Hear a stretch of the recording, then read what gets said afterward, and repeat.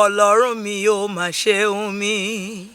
Èrò ọ̀tá bí káràjò máa bọ̀, kárọjà ká ṣiṣẹ́ ajé kú.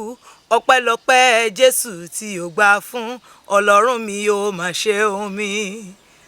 Bọ̀dá mi Ṣèyí Stò, orin yìí yẹn tí n bá ń gbọ́ báyìí, mo máa ń wò wípé lóòótọ́ Ọlọ́run bá yín sọ̀rọ̀.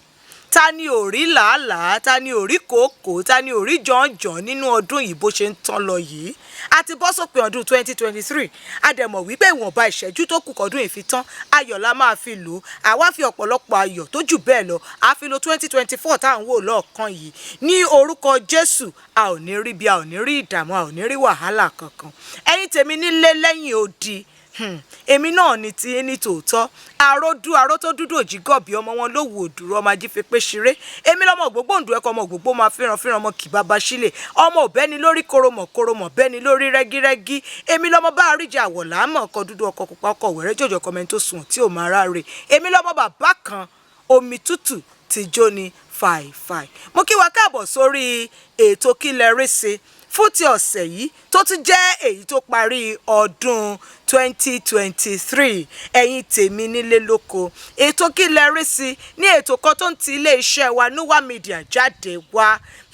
Iléeṣẹ́ Nuwa Media, iléeṣẹ́ kan pàtàkì tó ń fọn rere èdè, àṣà, ìṣe àti ẹ̀sìn Yorùbá. Bẹ́ẹ̀ náà là ń polongo àwọn ọmọ wa tó ti làmìlaka káàkiri orílẹ̀-èdè àgbáyé. Lórí ètò Kílẹ̀ rí sí, a máa ń fi ọ̀rọ̀ jomitoro ọ̀rọ̀, àjọ máa ń gbara wa ní ìmọ̀ràn, gbara wa ní ìyànjú, àjọ máa ń fi kùnlukùn lórí àwọn ìrírí àbí kàyéfì tá a rí tó ṣẹlẹ̀ sí wa àbí tí wọ́n sọ fún wa.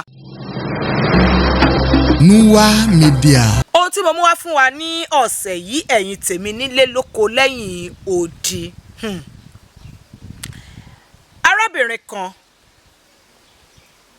ṣe rí, wọ́n máa ń sọ̀rọ̀, wọ́n ní orí ni ọ̀tá wá ṣe bóògùn. Orí ni ọ̀tá wá ṣe bóògùn. Ẹni Ọlọ́run bá ń tẹ̀lé o, ẹni Ọlọ́run bá ń tẹ̀lé o, bẹ́ẹ̀ ṣọ̀tẹ̀ ẹ̀ ń yọra yín lẹ́nu. Ṣé rí arábìnrin yìí ni ó fi ìtàn ìránṣẹ́ sí mi ní ṣókí. Arábìnrin yìí jẹ́ ẹni tí kò ní orí ọkùnrin. Fún ọ̀pọ̀lọpọ̀ ọdún, kò lọ́kọ, kò lálẹ̀, kò lóyún, kò bímọ.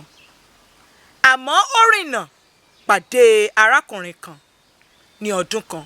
Bó tilẹ̀ jẹ́ wípé arákùnrin yìí ẹni tó ti fẹ́ ìyàwó rí ni, tó dẹ̀ ti bímọ. Àmọ́ bí orí bá dáni sí, òun ṣála máa gbé, kí la fẹ́ bọ́ lọ́hùn fà.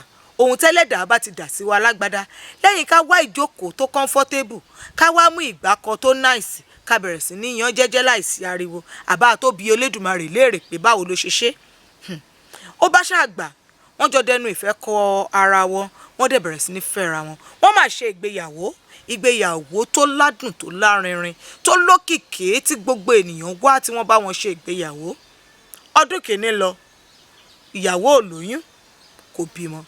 Èkejì bẹ́ẹ̀, ẹ̀kẹta bẹ́ẹ̀, wọ́n ti ṣe fún odindi ọdún 4.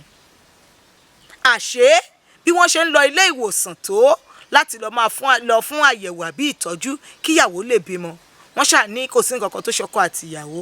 Wọ́n ń fún wọn lóògùn, wọ́n ń ṣe oríṣiríṣi therapies ni wọ́n ń ṣe fún wọn. Ẹni dókítà tó wà níbẹ̀ tó ń bá wọn ṣe, ẹ má bínú ẹ̀yin oníṣègùn òyìnbó, bónítàn ṣe sọ fún mi ni mo ṣe ń sọ o.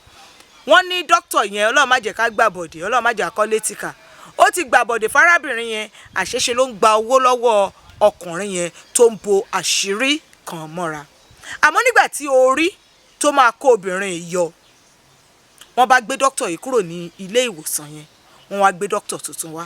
Dókítà tuntun tí wọ́n gbé wá yìí, ó wá jẹ́ ẹni tí òun àti obìnrin yìí jọ ká ilé ìwé secondary school pọ̀. Àmọ́ wọn ò ríra wọn látìgbà tí wọ́n ṣe tán. Ìgbà tó rí máa gbé dé, dókítà yìí gan kò lálẹ̀ débi tí ó ní ìyàwó. Àtọkọ àti ìyàwó tí mò ń bárọ̀ wọn bọ̀ ló bá lọ bó ṣe máa ń lọ sílé ìwòsàn fún therapy. Ibẹ̀ ló ti pàdé dókítà yìí. Wọ́n wá ní òun ló máa rí wọn, wípé dókítà tó wà ń bẹ̀ ńkọ́ ó ti lọ. Wọ́n bá ṣàyọ̀ mọ́ra wọn, alágbájá ojú ẹ̀rẹ̀ kí ni ó ṣẹlẹ̀ ní ìyàwó àtọkọ bá kẹjọ lọ bá rò. Tọkọ ẹ̀ wá ní òkè òun máa tún àyẹ̀wò tòun bẹ̀rẹ̀ ni o.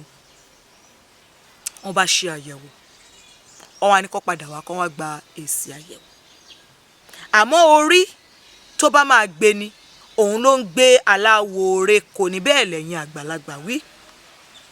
Ni wọ́n bá dé láti wá gba èsì ni dókítà ẹ̀ wá ní Mr. Man, kí ló dé tẹ́ dájú, kí ló dé tẹ́ yàkà. Yẹn wá ní kí ló mìíràn kí ló dé, ó ṣàn gúnjú sí, ẹ má gúnjú sí mi.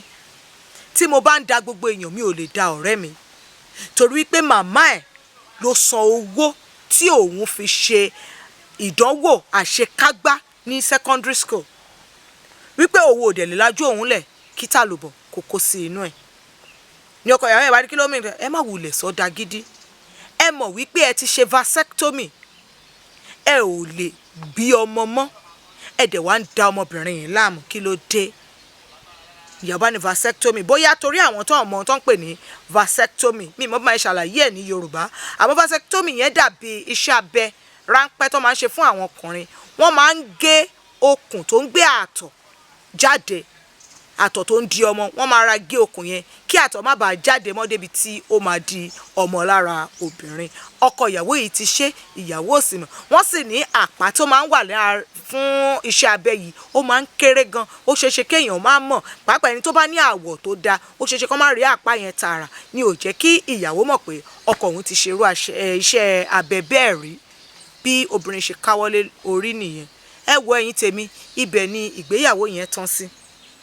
Àmọ́ Ọlọ́run tó ń gbọ́ àdúrà, ó wá fi ìfẹ́ obìnrin yìí sí ọkàn dókítà yẹn, àtòun àti dókítà wọ́n wá jọ fẹ́ra wọn ní lọ́kọláya. Lẹ́nìí bá a ṣe ń sọ̀rọ̀ yìí, obìnrin yìí mà ti bí ọmọ méjì ní rọ̀gbàrọ̀gbà, ìbejì akọ àtabo.